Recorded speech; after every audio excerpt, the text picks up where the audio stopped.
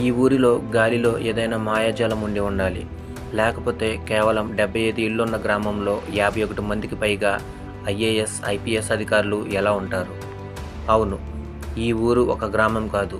ప్రతి ఇంట్లో ఒక ఐఏఎస్, ఐపీఎస్ ఉంటారు. కాబట్టి దీనిని ఐఏఎస్ ఫ్యాక్టరీ అని పిలుస్తారు. అందుకే ఈ చిన్న గ్రామం సర్వత్రా చర్చనీయాంశంగా మారింది. ఫ్రెండ్స్, ఈ వీడియో చాలా ఇంట్రెస్టింగ్గా ఉంటుంది. ఫస్ట్ నుంచి లాస్ట్ వరకు స్కిప్ చేయకుండా చూడండి. ఐఏఎస్, ఐపీఎస్ అధికారులు కావాలంటే యూపీఎస్సీ పరీక్షల్లో విజయం సాధించాలి.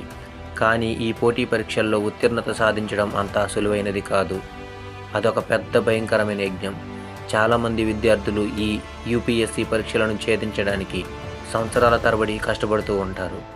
ఆ తర్వాత కూడా చాలామంది కోరుకున్న ర్యాంకును సాధించడంలో సక్సెస్ కాలేకపోతుంటారు. దాంతో